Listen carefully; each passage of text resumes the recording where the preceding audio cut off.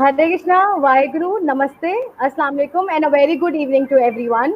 मैं हूं आपकी आज की होस्ट महक राज। मुझे बेहद खुशी हो रही है ये बताते हुए कि यंग हिंदू वेलफेयर एसोसिएशन ने एक नया सिलसिला शुरू किया है गेस्ट स्पीकर सेशन का, जिसमें हम उनसे इंटरव्यू लेंगे और आप सबको दिखाएंगे। उसकी इब्तिदा आज से होने जा रही है। उसे शुरू करने से पहले मैं आपको यंग हिंदू वेलफेयर एसोसिएशन के बारे में कुछ बताना चाहूँगी। यंग हिंदू वेलफेयर एसोसिएशन का कयाम 1987 में अमल में आया। ये एक गैर सियासी और गैर सरकारी फलाही और समाजी संगठन है जिसके कई मकासद हैं, जैसे कि तमाम इंसानियत का खास तौर पर हिंदुओं के लिए जात पात से बालातर होकर फलाही इकदाम करना, थैलेसीमिया, कैंसर और दूसरे ज़रूरतमंद मरीजों के लिए खून की ज़रूरत पूरा करना, बराए ब्लड डोनेशन कैंप, मुस्तहिक और दूसरे मरीजों के लिए अद्वियात फराहम करना, बेवाओं और माजूर के लिए घर बैठे रोजगार तलाश करना और करियर काउंसलिंग और तालीमी सेमिनार जैसे इवेंट्स करवाना। इसके अलावा हेल्थ रिलेटेड इवेंट्स करवाना ताकि लोगों को उनके हेल्थ रिलेटेड मसाइल के बारे में और उनके हल के बारे में पता चल सके। और इस दौरान अभी कोविड-19 के दौरान हमने हजारों गरीब फैमिलीज को राशन भी प्रोवाइड किया है। मुझे इस बात को बताने में बेहद प्राउड महसूस हो रहा है कि यंग हिंदू वेलफेयर एसोसिएशन ने मुझे फर्स्ट फीमेल कैबिनेट मेंबर बनने का मौका दिया। I am the part of their female cabinet member crew and हमारे काफ़ी फीमेल मेंबर्स हमारे ऑन बोर्ड आ चुकी हैं। आई thank all the parents of the female members जिन्होंने अपनी बेटियों को आगे बढ़ने का मौका दिया और हमारा साथ पार्ट बनने का मौका दिया। आज के फर्स्ट लाइव इंटरव्यू सेशन के लिए सब व्यूअर्स को बहुत तहे दिल से वेलकम करती हूँ। Thank you so much for joining us today.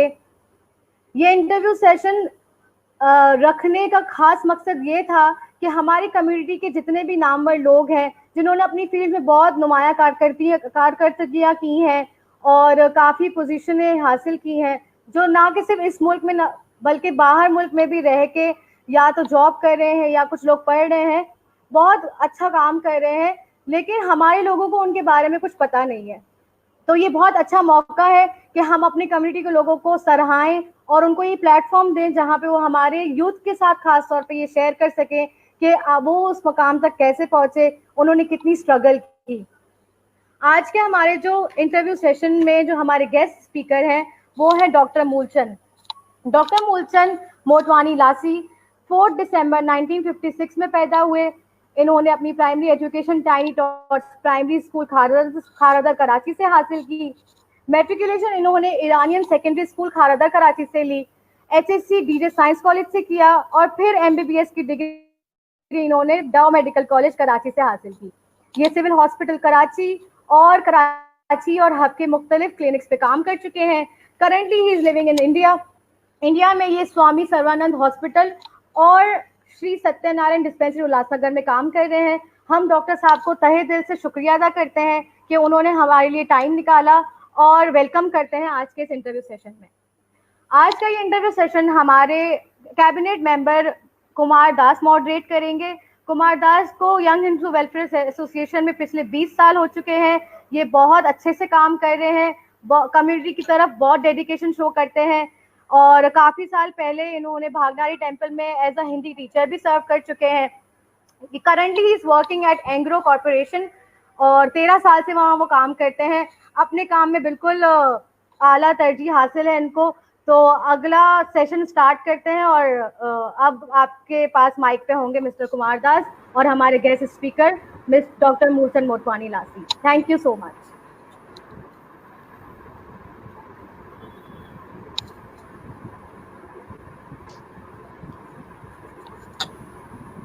हरे कृष्णा, नमस्ते। मेरा नाम कुमार दास है।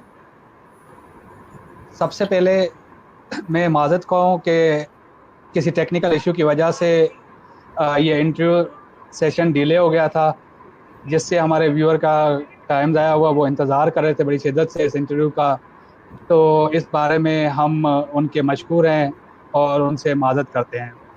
अब मैं आदरणीय श्रीमान डॉक्टर मूलचंद लासी को नमस्कार करता हूं और तहे दिल से उनका शुक्रिया अदा करता हूं कि उन्होंने अपना कीमती वक्त निकाला, जो कि एक बड़ा इम्पोर्टेंट सेशन था कि हम इस वक्त जहाँ पर बैठे हुए हैं, तो हमने सोचा कि हम अपने वो दोस्त, वो साथी, वो लोग जिन्होंने बहुत जदोजहद के बाद कामयाबी हासिल की है, उनको हम इंटरव्यू करें और उनकी जो जदोजहद है वो हमारी जो नौजवान नस्ल है उनके लिए मोटिवेशन साबित हो। तो इस सिलसिले में मैं डॉक्टर मूलचंद लासी से कुछ सवालात करूँगा, ताकि वो आप उससे कुछ ना कुछ मोटिवेशन सबक या कोई ना कोई खुशगवार लम्हात हासिल कर सकें। तो डॉक्टर साहब,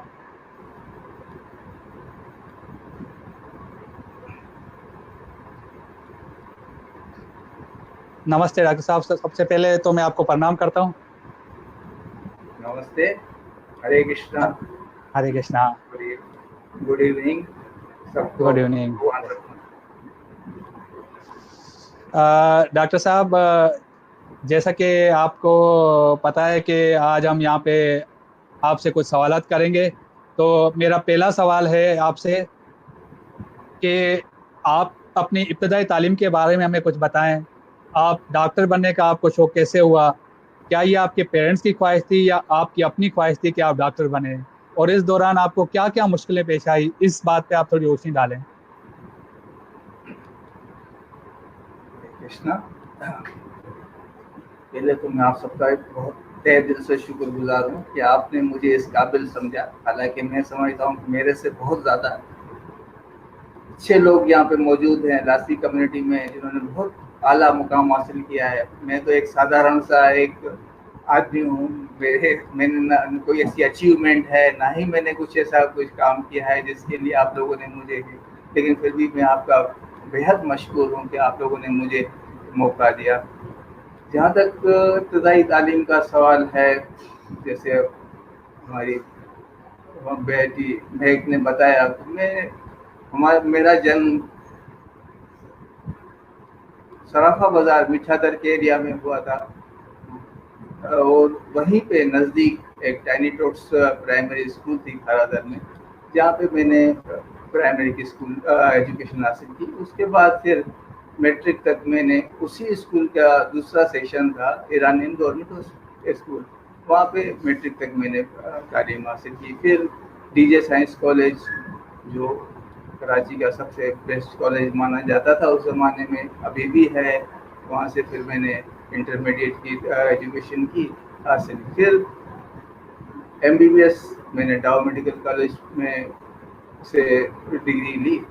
फिर बाद में मैंने वहाँ पे पोस्ट ग्रेजुएशन की भी कोर्स किया, वहाँ पे रहा 2-2.5 साल, लेकिन बस कुछ हालात की वजह से आगे मैं पोस्ट ग्रेजुएशन नहीं कर सका। अब किन हालात में किया, वो इससे अंदाज़ा हो सकता है कि मेरा जो जन्म हुआ था एक बहुत ही गरीब फैमिली में हुआ। हम लोग जिस घर में रहते थे, ये एक धर्मशाला की बिल्डिंग है मीठादर सराफा बाजार में, जो किसी ज़माने में धर्मशाला हुआ करती थी। उसके फर्स्ट फ्लोर पे एक दरबार है गुरु नानक साहब का, और 2-3 रूम थे। एक फर्स्ट फ्लोर पे और सेकंड फ्लोर पे 2 या 3 रूम होते थे। तो पार्टीशन से पहले तो यहाँ पे लोग जो मुसाफिर आते थे वही रहते थे कोई, लेकिन बाद में इनको किराए पर दे दिया गया। तो उसी के सेकंड फ्लोर पे हमारा एक रूम था जिसमें हम लोग रहते थे। मेरे 6 भाई बहन थे, 2 भाई और 4 बहनें, माता पिता और मेरे 2 कज़न। इसके अलावा कुछ बहुत सारे रिश्तेदार आते जाते रहते थे। हम सब एक ही रूम में रहते थे। एक 10 बाई 12 का रूम था और बाहर एक खुला आंगन था। इवन किचन भी उसके अंदर ही था, उस रूम के अंदर। तो उस कंडीशन में जब मेरा जन्म हुआ, उस ज़माने में मेरे पिताजी एक जगह नौकरी करते थे। वहाँ पे एक सेठ थे, जुम्मा सेठ, जिनकी एक कमीशन एजेंट का कारोबार था। वहाँ पे उनके पास वो नौकरी करते थे। उस ज़माने में उनकी सिर्फ तनख्वाह 300 रुपये महीने की तनख्वाह थी। तो शुरू से ही बहुत तंग दस्ती का आलम रहा। फिर आहिस्ते आहिस्ते पिताजी ने एक अपना पहले तो ग्रोसरी का दुकान खोला, फिर बाद में उन्होंने कमीशन एजेंट का काम किया, जिससे फिर उनका काफ़ी नाम हुआ, लोग उनको काफ़ी अच्छी रिस्पेक्ट देते थे। लेकिन कहते हैं ना, वक्त एक सा नहीं रहता, अच्छे बुरे ज़माने आते रहते हैं। तो फिर उस ज़माने में कहत साली शुरू हुई अपने हमारे डिस्ट्रिक्ट लसबेला में, जहाँ पे तकरीबन 5 साल तक बरसात बिल्कुल नहीं है, क्योंकि वहाँ पे सारा डिपेंडेंट बरसात के ऊपर था। तो बरसात न होने की वजह से, कहत साली की वजह से सब कुछ तबाह हो गया। और वालिद साहब के पास जितना भी उन्होंने कमाया था, जो कुछ उनके पास पैसे थे, वो सब उन्होंने उधार दिए हुए थे। तो लिहाजा वो सब उनकी जो कमाई पूंजी है वो सब डूब गई। इस तरह से फिर हम लोग फिर वापस उसी स्थिति में आ गए जिसमें थे। तो वही एक उस हम लोग रहते थे उस एक छोटे से कमरे में। मुझे 5-6 साल तक तो हो सकता है मैंने कुछ नहीं, लेकिन जैसे ही मेरी एज 10 साल की हुई तो फिर मुझे अपने वालिद साहब के साथ काम करना पड़ा, क्योंकि मैं उनका जो दुकान थी वो मीरा नाका पे थी। हम लोग रहते थे मीठादर में, वहाँ से तकरीबन 3 किलोमीटर दूर मेरे को जाना पड़ता था उनके लिए रोटी लेके, या वहाँ पे फिर उनकी सेवा करना है जो भी काम था, क्योंकि वो खुद पढ़े लिखे नहीं थे, फिर मैं ही उनको हेल्प करता था। इस तरह से वक्त गुजरता गया और बड़ी मुश्किल से, बस भगवान की कृपा है कि उसने मुझे इस काबिल बनाया कि मैंने जब मैट्रिक का एग्ज़ाम हुआ तो मैं अपने पूरे स्कूल में मेरा फर्स्ट नंबर था, फर्स्ट था पूरे स्कूल में। तो उस ज़माने में डीजे कॉलेज में एडमिशन मिलना बहुत ही मुश्किल था, लेकिन भगवान की कृपा से वहाँ पे मुझे एडमिशन हो गया। और फिर बाद में दावा में, अब आप यकीन करें या न करें कि उस ज़माने में सिर्फ एक सीट थी पूरी माइनॉरिटी के लिए, पूरी कराची के लिए एक सीट, जिसमें सब माइनॉरिटीज शामिल थे, हिंदू, क्रिश्चियन, पारसी, ईसाई, सब के लिए टोटल एक सीट हुआ करती थी। उसके लिए स्ट्रगल किया, तो भगवान की कृपा से हो गया। लेकिन साथ साथ मैं काम भी करता रहा, इवन मैं एमबीबीएस के 4th ईयर तक मैं काम करता था, और शाम को पढ़ता भी था, रात को सुबह को कॉलेज जाता था, फिर जाके अपने पिता के साथ काम करना पड़ता था क्योंकि वो कुछ था नहीं। तो काम करके फिर इस तरह से ये मुश्किलें तो बहुत आती हैं हर एक की ज़िंदगी में। जैसे बताया कि एक ही रूम था, एक रूम में हम लोग रहते थे, इतने सारे 10-12 लोग, पढ़ने के लिए बड़ी दिक्कत होती थी। कभी पार्क में जाके पढ़ते थे। मुझे एक दफ़ा याद है कि वहाँ पे खारादर में एक आगा खान जमात खाना था, उसके बाहर हम लोग फुटपाथ पे भी बैठ के कभी कभी पढ़ा है, क्योंकि स्ट्रीट लाइट के अंदर। तो ये वक्त बहुत दुश्वार वक्त था। हाँ, जहाँ तक है चॉइस के पेरेंट्स की थी या मेरी थी डॉक्टर बनने की, तो वो मेरी थी, क्योंकि मेरे पेरेंट्स पढ़े लिखे नहीं थे, उनको कुछ आइडिया भी नहीं था कि क्या एजुकेशन क्या होती है। फिर मैं जब छोटा सा था तो सिविल हॉस्पिटल में अपने फादर के साथ या अपने पिताजी के साथ गया। एक हमारे अजीज वहाँ बीमार थे, वहाँ पे हमारे जो सबसे पहले लाशियों में डॉक्टर बने, डॉक्टर हीरा लाल, वो वहाँ पे उनसे मुलाकात हुई। उनको देखा, पता नहीं क्यों, बस मुझे उस दिन से लगा कि मुझे भी सही बनना है। उनको वाइट कोट में देख के मैं बहुत मुतासिर हुआ। तो उस दिन से मैंने सोचा कि अब मेरे को डॉक्टर बनना है। वहीं से मेरे पेरेंट्स का उसमें कुछ नहीं था, इवन इनको पता भी नहीं था कि मैं कौन से कॉलेज में पढ़ता हूँ, क्या पढ़ता हूँ, ये भी पता नहीं था। ये एक शौक था और भगवान ने पूरा।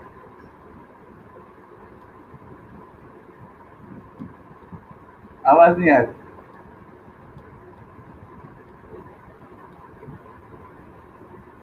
म्यूट है आपका।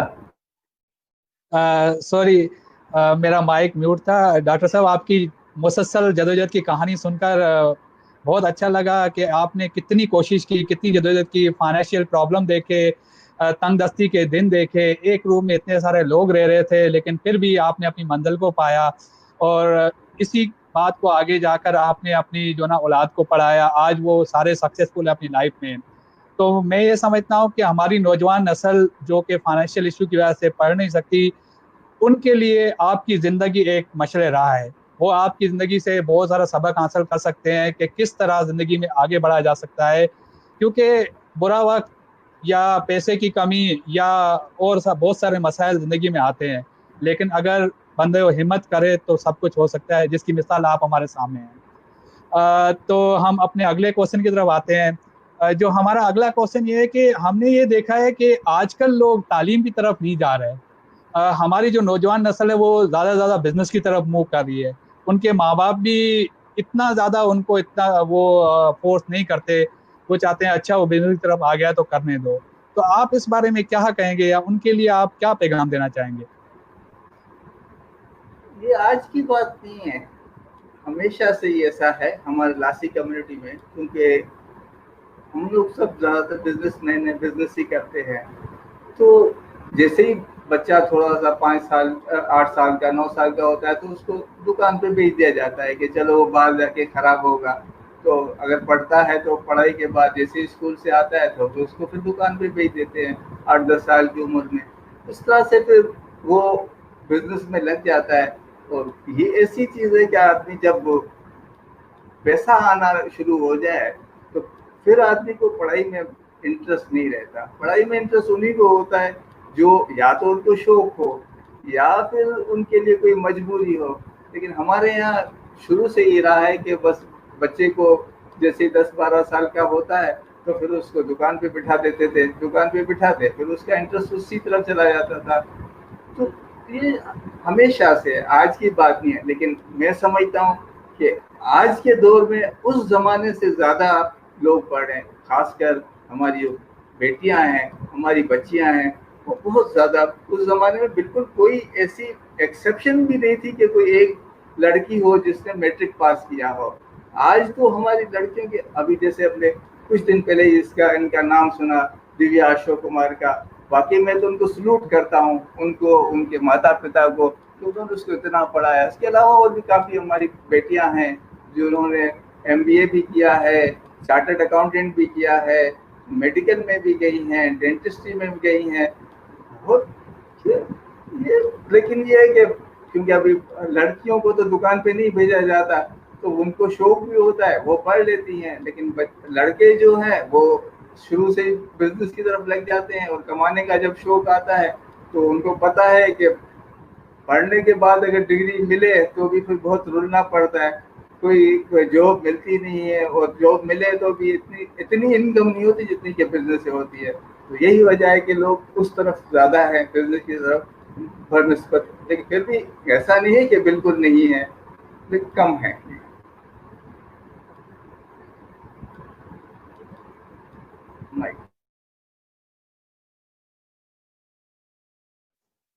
जी, आपकी बात बिल्कुल दुरुस्त है डॉक्टर साहब। लोग पैसे की तरफ जाते हैं, ये पहले से ही एक रीत चलती आ रही है हमारे यहाँ। लेकिन ये भी आपने सही कहा कि आजकल लोग बहुत पढ़ाई की तरफ ध्यान दे रहे हैं, अपनी बच्चियों को भी पढ़ा रहे हैं, जो कि पहले नहीं होता था। नेक्स्ट हम उसी तालीम के ही क्वेश्चन को आगे जारी कर रहे हैं कि आप ये बताएं कि जैसे कि आपको भगवान ने बड़ा शौक दिया है कि आप धार्मिक कामों में बढ़ चढ़ के हिस्सा ले रहे हैं, भगवत गीता के स्कॉलर भी हैं। आपने उर्दू में भगवत गीता का ट्रांसलेट किया और एक बहुत ही अच्छी बुक छापी जो कि हम सबको मुस्तफीद कर रही है। लेकिन आजकल देखा गया है कि मजहबी तालीम का बड़ा फुकदान है, लोग उसकी तरफ नहीं जाते। हमने कहीं नहीं देखा कि जैसे कि होता है कि माँ बाप अपने बच्चों को धर्मी तालीम दें, उनको क्लासेस में ले जाएं, उनको ऑनलाइन कोई ऐसा कोई स्कॉलर हो जो उनको कोई धर्म की नॉलेज दे सके। तो इसके बारे में आप क्या कहेंगे?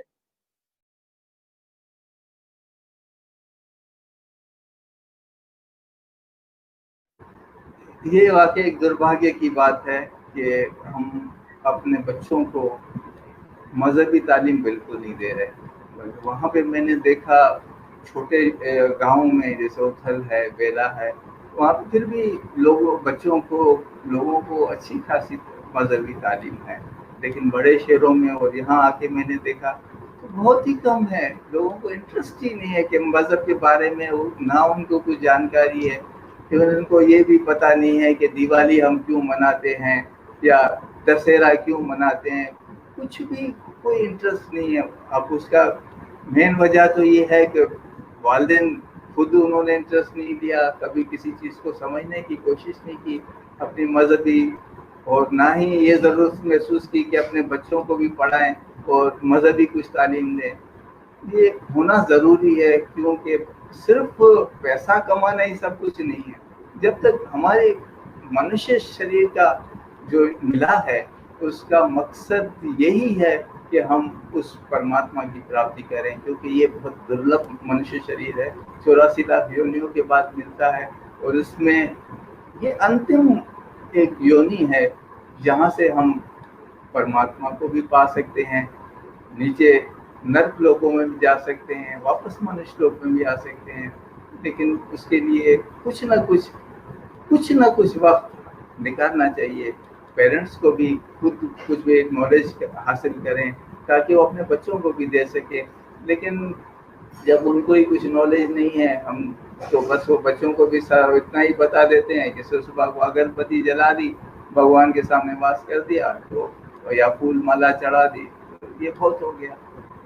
लेकिन ये होना चाहिए, ये बहुत एक कमी वाकई महसूस होती है कि हमारे नौजवानों को या बच्चों को मजहब की बिल्कुल नॉलेज नहीं।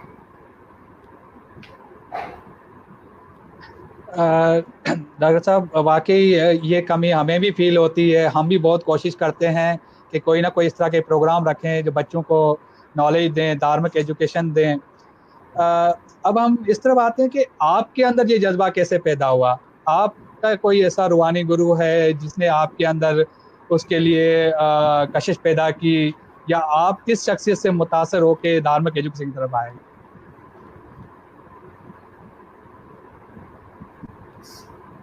जैसे कहते हैं ना हमारे यहाँ कि सबसे पहला गुरु माँ ही होती है।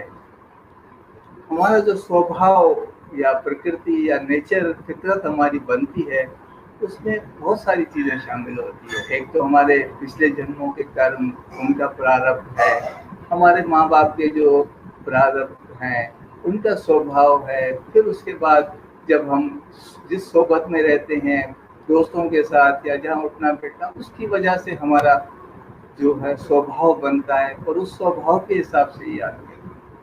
तो मेरी माता जी वो हालांकि पढ़ी लिखी नहीं थी, बिल्कुल पढ़ी लिखी, थोड़ा सा ही वो गुरमुखी जानती थी, वो भी से टूटी फूटी। और गुरमुखी में मुख्तलिफ किताबें, जैसे धार्मिक किताबें थी, रामायण वगैरह, और दूसरी जो किताबें थी बहुत सारी कहानियाँ किताबें, वो डेली उस ज़माने में, क्योंकि ना टीवी था, ना रेडियो था, ना टेप रिकॉर्डर था, कोई ऐसी एंटरटेनमेंट की चीज़ नहीं थी। तो शाम के टाइम पे वो बैठ के आधा घंटा 1 घंटा ये धार्मिक किताबें पढ़ती थी, और हम लोग बैठ के सुनते थे। पहली इब्तिदा तो यहीं से हुई, कुछ थोड़ी बहुत किस्से कहानियाँ, धार्मिक कथाएं सुनी, रामायण सुना। फिर उसके बाद अब ये मेरी खुशकिस्मती है कि मुझे मुसलसल ऐसे लोग मिलते रहे जिनसे मैं इस रास्ते पे ज़्यादा से ज़्यादा चला। फिर मैं, हमारे एक कज़न थे उथल में, श्रीमान खीमन दास तेजा रामायणी, वो मेरे कज़न थे, फुफीज़ाद भाई थे। तो मैं जब भी उथल में जाता था, उन्होंने एक बुक आती थी मजहबी, हर महीने में एक रसाला आता था सिंध से, कोटली से, शिवा मंडल को मेरे ख्याल में था, उसका वहाँ से आती थी। उसमें हर मंथली किसी न किसी मजहबी टॉपिक पे एक पूरी किताब होती थी, छोटी सी, इसमें तकरीबन 50-60 पेज की बुकलेट होती थी, वो उनके पास जमा होती थी। तो मैं जब भी जाता था, उनके पास जितनी बुक्स होती थी वो मैं लेके आता था। सिंधी में थी, हालांकि मैंने सिंधी नहीं पढ़ी, मैं उर्दू मीडियम से पढ़ा, लेकिन ये कि सिंधी में पढ़ लेता था तोड़ फोड़ के साथ थोड़ा बहुत, जैसे कि हमारी लैंग्वेज बोलने की सिंधी है, तो पढ़ने में मुझे दिक्कत नहीं होती थी। तो इस तरह से थोड़ा थोड़ा पढ़ के फिर अब मैं 9th क्लास की में जब था, तब मुझे किसी से भगवत गीता मिली उर्दू में। उस वक्त तो इतना भगवत गीता को समझना इतना आसान नहीं है। मैं पढ़ लेता था, एक एक चैप्टर रोजाना पढ़ता था, लेकिन कुछ समझ में नहीं आता था। बस मोटी मोटी बातें समझ, ये हो गया कि पाठ कर लिया, एक अध्याय पढ़ लिया, लेकिन उसके रहस्य को कुछ समझ में नहीं आता था। फिर उसके बाद जब हम लोग गए मेडिकल कॉलेज में गए, तो वहाँ पे मेडिकल कॉलेज ये 1980 की बात है, जब हमारे कॉलेज में एक जो स्टूडेंट विंग होता तो उसकी तरफ से कुछ सोशल प्रोग्राम्स हुआ करते थे। एक दफा एक सोशल प्रोग्राम हुआ था जिसमें था कि role of religion in 20th century, मजहब का क्या रोल है 20th सेंचुरी थी, अब तो 21st हो गई है। तो वहाँ पे सब जितने भी धर्म के लोग स्कॉलर थे सबको बुलाया गया था। तो उनमें हिंदू धर्म की तरफ से लोग प्रोफेसर के.एस. आयर साहब, जो प्रोफेसर थे फिजिक्स के और बाद में वो प्रिंसिपल भी बने, तो उनको बुलाया गया।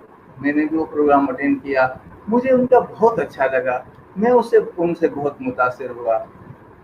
फिर कुछ अर्सा टच में रहे, उनके बाद उनसे फिर रास्ता टूट गया।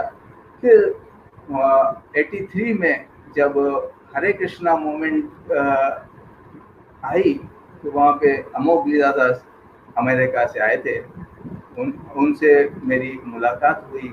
वो कई दफ़ा हमारे घर पे भी आए, अच्छे खासे मेरे उनके साथ टर्म्स थे, जाते थे हम लोग भी वहाँ पे। उन्होंने नारायणपुरा जगह है जो रणछोड़ लाइन में, वहाँ पे वो सत्संग करते थे, कीर्तन करते थे। हम भी डेली वहाँ पे जाते थे, उनको सुनते थे। और सुबह को 6 बजे उठ के मंगल आरती पे हम लोग जाया करते थे वहाँ पे, हमारे घर से पैदल। हमारे घर से तकरीबन 2-2.5 किलोमीटर भी है मीठा दर से, तो वहाँ से हम पैदल जाते थे और उनको मंगल आरती अटेंड करते थे। फिर उसके बाद उनसे कुछ अर्सा रहा उनके साथ संबंध। फिर उसके बाद फिर वापस आयर साहब जो अमेरिका गए हुए थे वो आए। तो फिर 87 से तो आयर साहब की क्लास होती थी, ये हर संडे को उनकी क्लास होती थी गीता के ऊपर।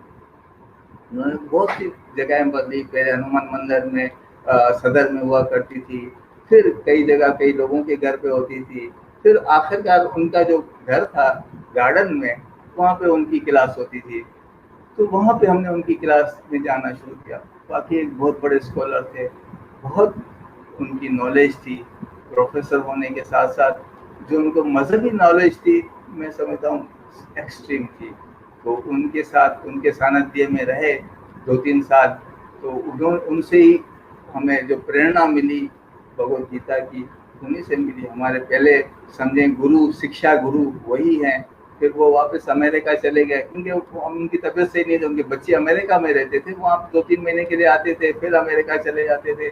तो फिर वहाँ पे उनके बाद उनका जो क्लास थी वो कंटिन्यू रही।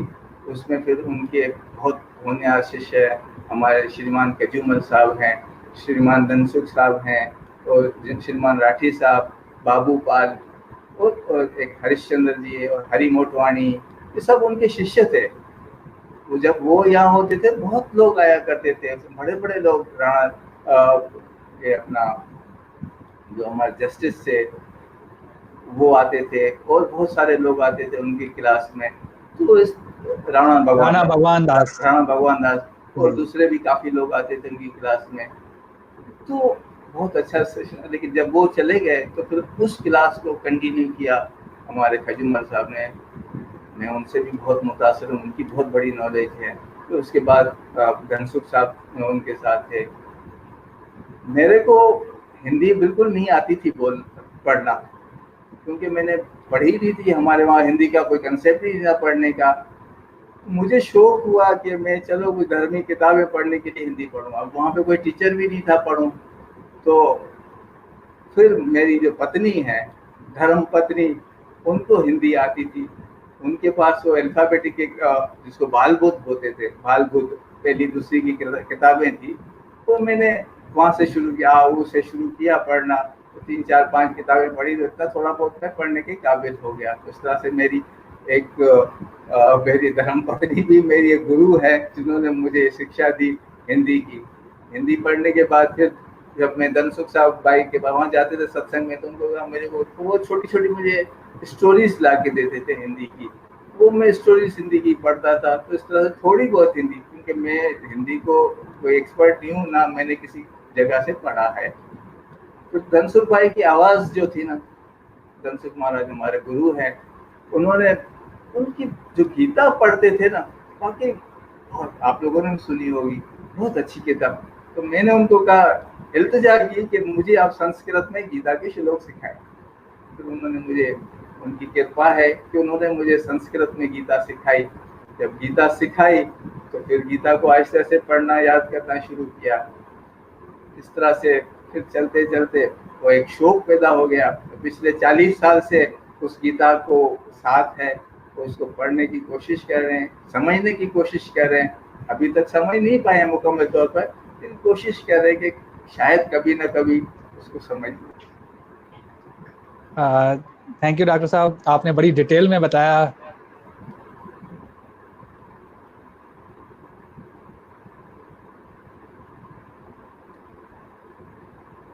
Hello hello, thank you doctor साहब, आपने बड़ी डिटेल में बताया हमें। तो मैं अपने व्यूअर को ये भी बात बताता चलूँ कि डॉक्टर साहब ने उर्दू में भगवत गीता का तर्जमा किया। ये खालिक हैं इस उर्दू की भगवत गीता के। शायद आप लोगों ने नहीं देखी होगी वो भगवत गीता, लेकिन हमने वो पढ़ी भी है और मेरे पास घर में भी है और बहुत सारे लोगों के पास है। मैं डॉक्टर साहब से ये पूछना चाहूँगा कि आपको भगवत गीता लिखने का शौक कैसे पैदा हुआ?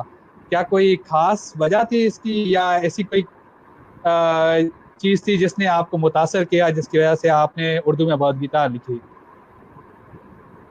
एक्चुअली ये एक इत्तेफाक था। वो हमारी जो गीता क्लास होती थी, तो उसमें जब आयर साहब चले गए तो फिर धनसुख साहब वो पढ़ते थे। यही हमारे पास एक स्वामी राम सुखदास जी की भगवत गीता थी। स्वामी राम सुखदास जी बहुत बड़े स्कॉलर हैं। अब ये गीता प्रेस के सदर भी रहे हैं। हाल ही कुछ अर्सा ही पहले उनका देहांत हुआ है, 105 साल की उम्र में उनका देहांत हुआ है। बहुत बड़े स्कॉलर, बहुत, उनकी मेरे ख्याल में 40 या 45 बुक्स हैं, जिनमें सबसे जो उनकी जामा किताब है ये है, ये जो उन्होंने भगवत गीता लिखी है, साधक संजीवनी। ये तकरीबन 1100 पेज की, फुल साइज की 1100 पेज की बुक है। वो पढ़ते थे धनसुख साहब उस किताब में से एक एक श्लोक हर हफ्ते हमारा सत्संग होता था, तो वो सत्संग में एक श्लोक पढ़ते थे।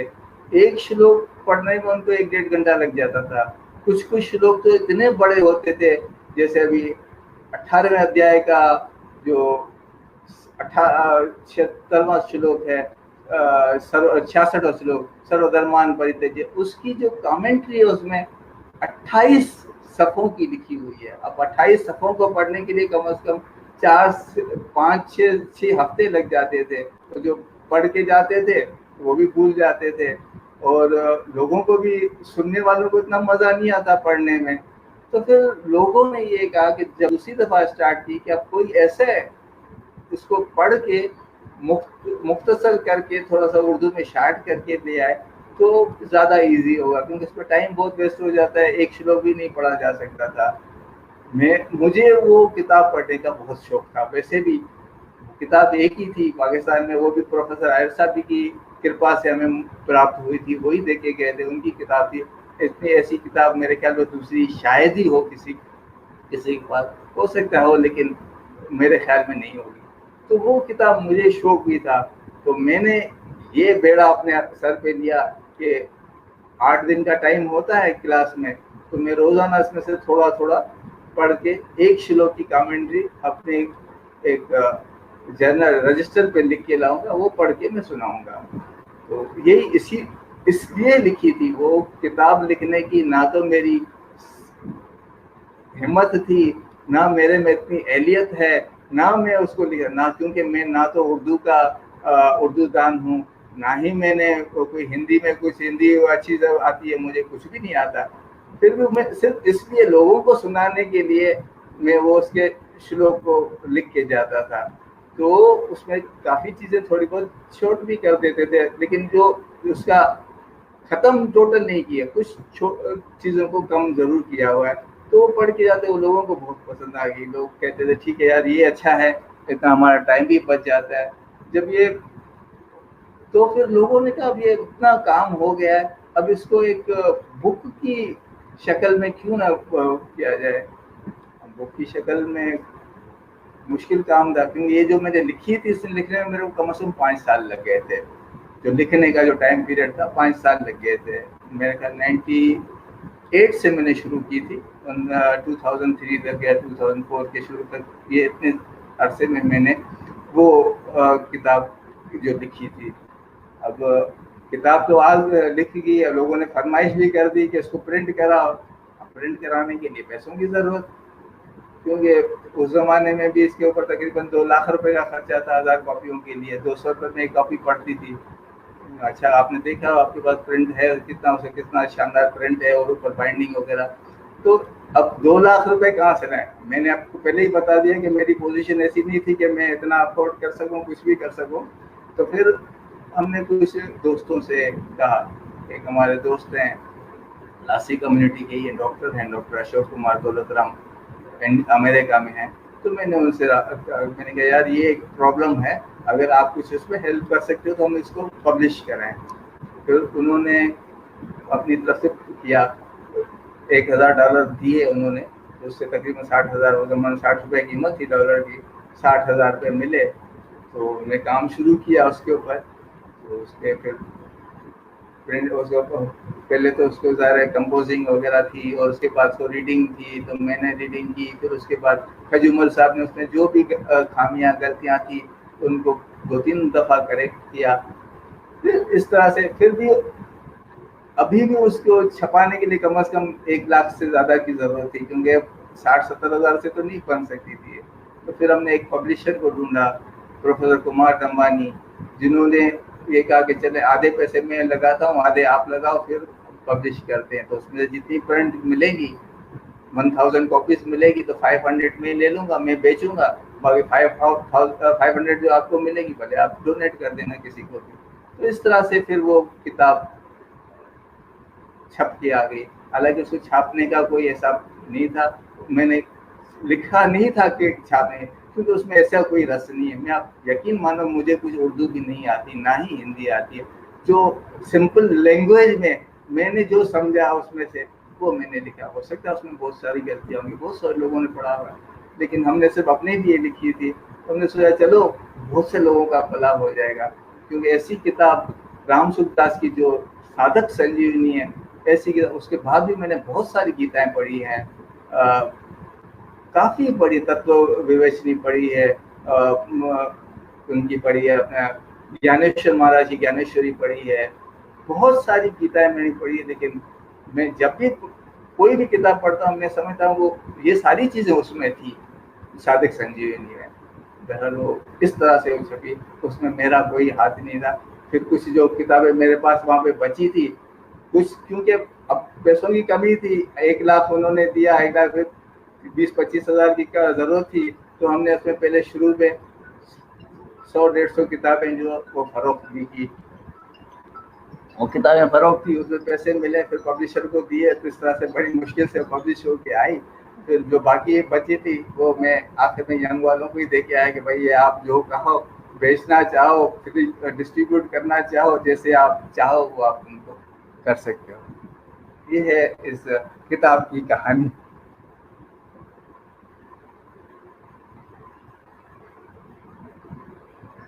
जी डॉक्टर साहब, हमें याद है बहुत सारी बुक्स हमारे पास थी, हमने कुछ डोनेट भी की थी, कुछ हमने बेच के फंड अपनी तंजीम में भी डाला था, जिससे हमने वेलफेयर के कामों में हिस्सा लिया था।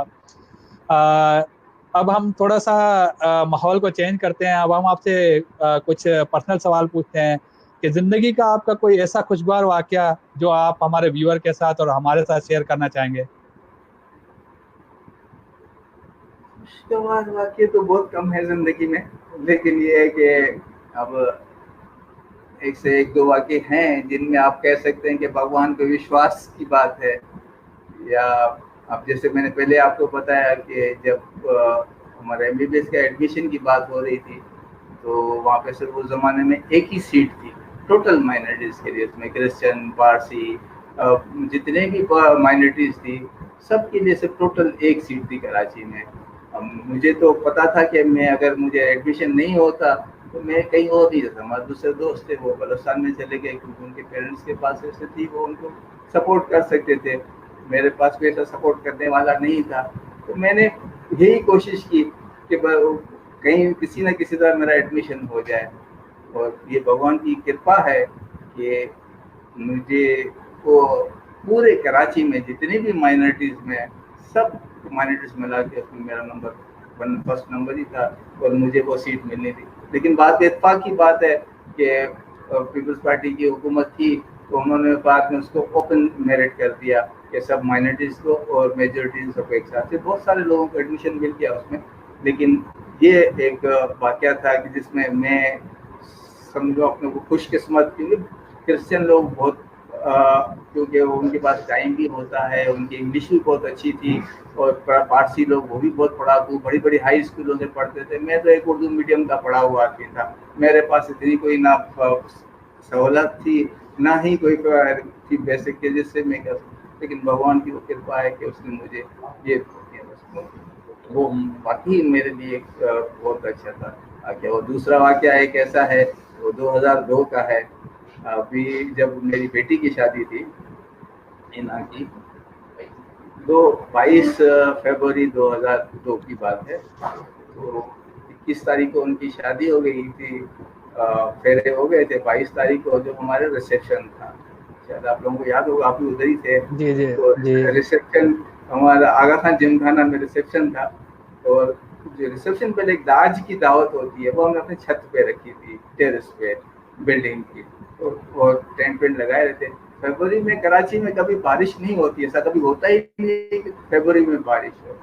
टेंट वेंट लगे थे, हम लोग इंतजाम किया था कि 2-2:30 बजे आएंगे, तकरीबन 50-60 लोग आएंगे जो दाज लेने के लिए आते हैं, उनको खाना खिलाया जाता है। अपने को जो अजीज होते हैं या जो 500-600 लोगों का प्रोग्राम था उसमें। लेकिन यकीन माने कि पता नहीं कहाँ से 11 बजे इतनी तेज बारिश हो गई, इतनी तेज बारिश हो गई, तो हमारे होश उड़ गए कि अब ये कैसे होगा। अभी यहाँ पे खाना पकाना है, ये टेंट है ऊपर, इसमें लोग कैसे बैठेंगे, कैसे खाएंगे।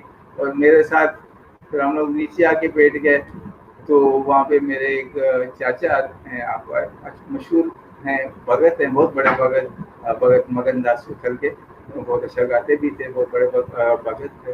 तो उन्होंने कहा अभी कैसा होगा डॉक्टर। मैंने कहा भाई वो भगवान जो है ना हमेशा अपने भक्तों की वो लेता है, इम्तिहान लेता है, वो इम्तिहान ले रहा है, हो जाएगा, इम्तिहान ले रहा है वो, उसको तो आदत है ऐसा करने की। तो यकीन माने इतनी तेज बारिश एक घंटे के बाद बिल्कुल ऐसे सूख गई, ऐसा सूरज निकल आया, हर चीज सूख गई। और हमारा प्रोग्राम वो भी अटेंड किया होगा, बहुत अच्छा प्रोग्राम वहाँ पे हो गया। और उस जमाने में मजबूरी ये थी कि दावत पे भी पाबंदी थी, उसके लिए भी खासकर आपको परमिशन लेनी पड़ती थी, खाना आप नहीं खिला सकते थे। तो ऐसी कंडीशन में तो वापस उसको पोस्टपोन नहीं कर सकते थे। लेकिन भगवान ने किया कि रात तक बिल्कुल सूख गया, पता ही नहीं चला कि बारिश हुई है। तो ये उसकी बहुत बड़ी कृपा है। इसके लिए मैं हमेशा के लिए उसका हमेशा हर दम।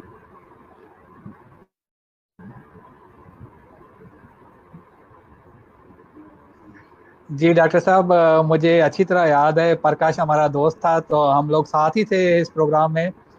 वाकई वो भगवान की तरफ से कृपा थी कि वो बारिश वहाँ रुक गई और प्रोग्राम हो गया। अब नेक्स्ट हमारा क्वेश्चन आपसे ये है कि आप हमें ये बताएं कि ज़िंदगी की ऐसी ख्वाहिश जो अब तक पूरी ना हुई हो, जिसका आपको इंतज़ार है कि वो पूरी हो जाए।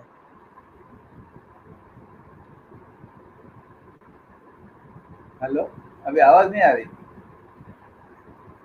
डॉक्टर साहब, मैंने कहा कि हमारा अगला सवाल है कि ज़िंदगी की कोई ऐसी ख्वाहिश जो आज तक पूरी नहीं हुई हो और आप इंतजार में हो कि वो पूरी हो जाए जिंदगी में? ख्वाहिशें तो इंसान की बदलती रहती हैं। जब बचपन में ख्वाहिश ये थी कि डॉक्टर बने, डॉक्टर जब बन के मेडिकल में एडमिशन मिल गया तो सोचा था कि पोस्ट ग्रेजुएशन करके कंसल्टेंट बनेंगे, लेकिन हालात की वजह से वो नहीं कर सके। हालांकि मैंने पोस्ट ग्रेजुएशन में लिया था एडमिशन, वहाँ पे 2 साल कोर्स भी किया, और एग्ज़ाम से 1 महीना पहले मेरे फादर की डेथ हो गई थी। तो उसके बाद मैं उसको कंटिन्यू नहीं, क्योंकि मैं इस घर में सबसे बड़ा था और हालात की वजह से मुझे उनको अपने उसको त्यागना पड़ा कि भाई अब मुझे नहीं करना है, अब जितना कर दिया वही बहुत है। फिर उसके बाद की ख्वाहिश ये थी कि अब अपने लिए तो नहीं कर सके, अब अपने बच्चों को उस मंजिल पे पहुंचाएं जहाँ पे मैं नहीं पहुंच सका हूँ।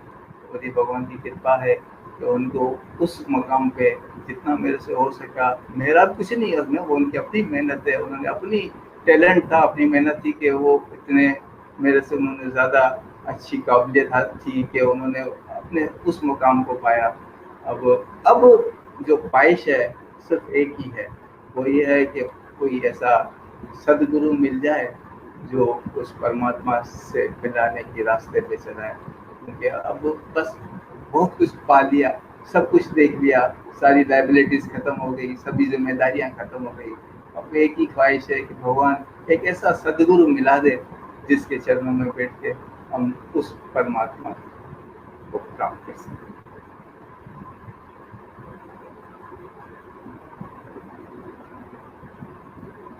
हम भगवान से प्रार्थना करेंगे कि आपकी ख्वाहिश जल्द पूरी हो जाए। हमारा अगला सवाल है कि हमारी नौजवान नस्ल के लिए आप क्या पैगाम देना चाहेंगे? उसी से पहले ही कहा कि जरूरी है पढ़ना, जरूरी है आपको कमाना, जरूरी है। जब तक आप पढ़ेंगे नहीं, कमाएंगे नहीं, तो काम नहीं चल सकता। वो सब जरूरी है जिंदगी में। आजकल बहुत सारे हालात बहुत मुश्किल हैं, नौकरियां मिलती नहीं हैं, आदमी जब तक काम नहीं करेगा तो जिंदगी को चलाना मुश्किल। लेकिन साथ साथ कुछ ना कुछ टाइम अपने लिए, भगवान के लिए कुछ ना कुछ निकाले। ये जरूरी है। हमारी जो इंसानी शरीर मिलता है, मनुष्य शरीर, उसका एक ही मकसद है कि हम उस परमात्मा को प्राप्त करें। और परमात्मा की प्राप्ति के लिए कुछ ना कुछ तो टाइम निकालना पड़ेगा। 10 मिनट, 15 मिनट। लोग कहते हैं हमारे पास टाइम नहीं है, लेकिन व्हाट्सएप पे 2-2 घंटे, 3-3 घंटे गुजार सकते हैं। टीवी के सामने लोग गुजार देते हैं, लेकिन भगवान के लिए 5-10 मिनट निकालना भी बहुत मुश्किल होता है।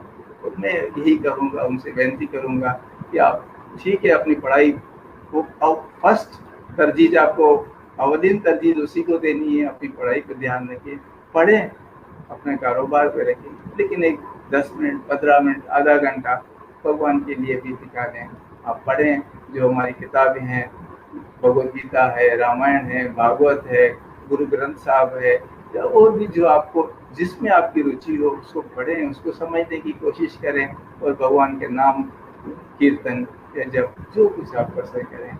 ये सबसे ज़रूरी है। उसके बगैर मनुष्य शरीर मिलने का कोई फायदा नहीं।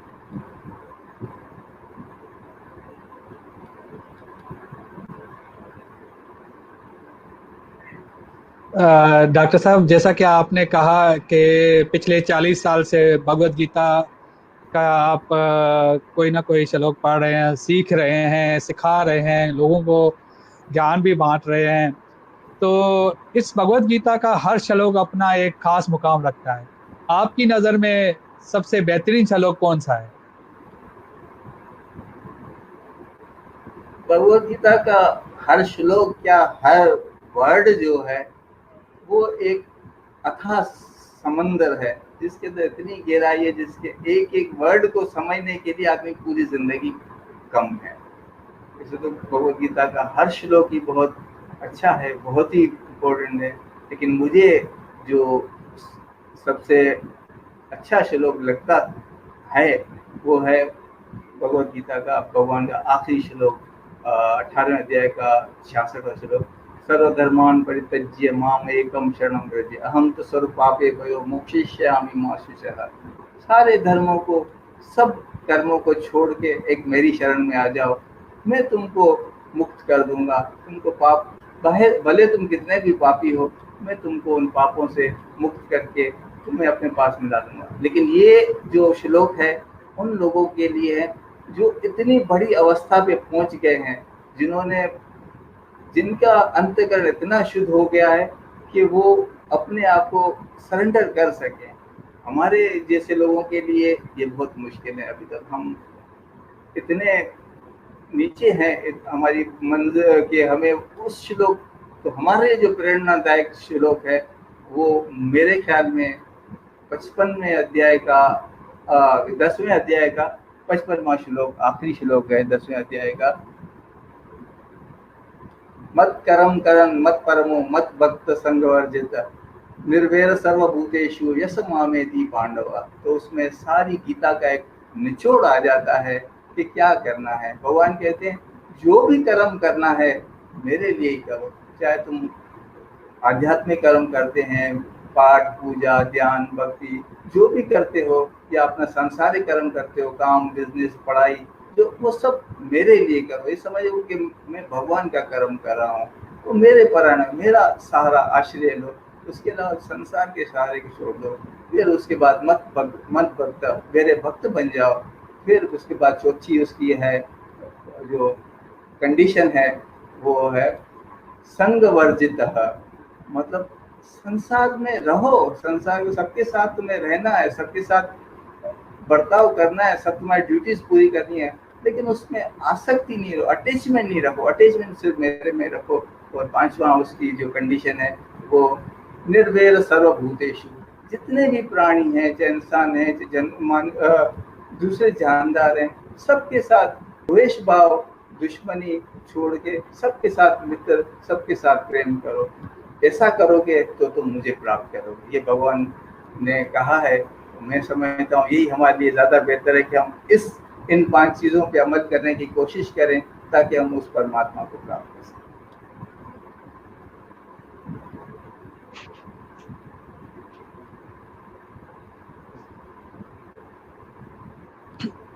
जी डॉक्टर साहब,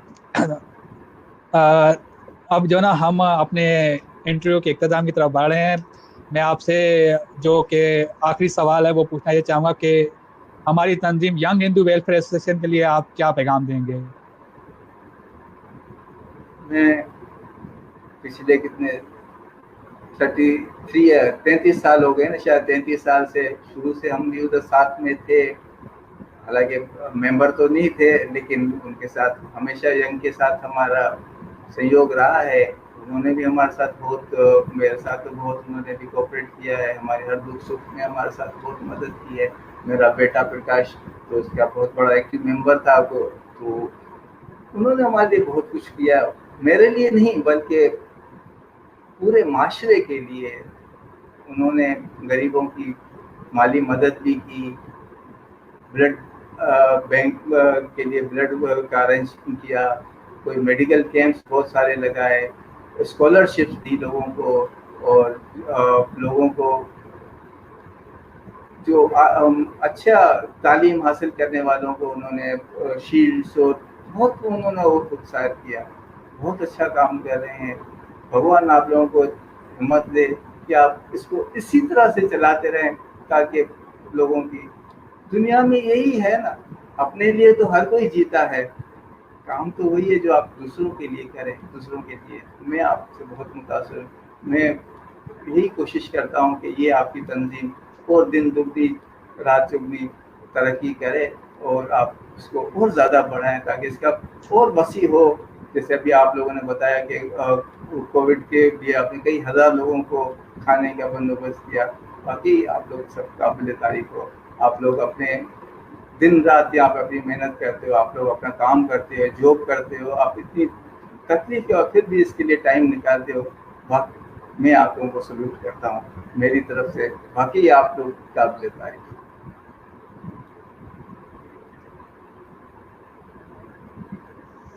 बहुत बहुत शुक्रिया डॉक्टर साहब। हम आपके आभारी हैं कि आपने अपना टाइम निकाला और जो ना अपनी अच्छी बातें बताई। लोगों के लिए बहुत सारा मोटिवेशन फैक्टर्स थे आपके इस इंटरव्यू में। तो इसलिए मैं वाकई बहुत खुश हुआ हूँ, और ये मेरा वाकई एक यूं कहें कि कोई नेक काम होगा जिससे मैं आपसे इंटरव्यू लेने का मुझे ये अवसर मिला। मैं बहुत खुश हूँ, भगवान का शुक्रिया अदा करता हूँ।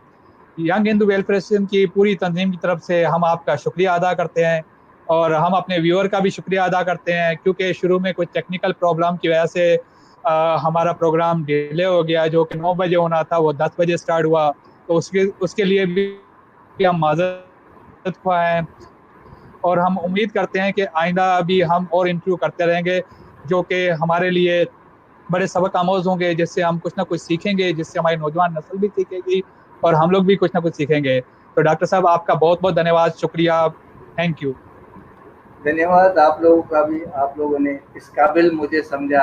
हालांकि मैं पहले ही बता चुका हूँ कि मेरी ऐसी कोई हैसियत नहीं है, लेकिन फिर भी आपने मुझे इस लायक समझा। मैं आप लोगों का बहुत बहुत शुक्रिया, बहुत आभारी हूँ। आपने मुझे इस काबिल समझा, और thank you very much. Hare Krishna, हरे कृष्णा। बहुत बहुत शुक्रिया। हरे कृष्ण, हरे हरे कृष्ण।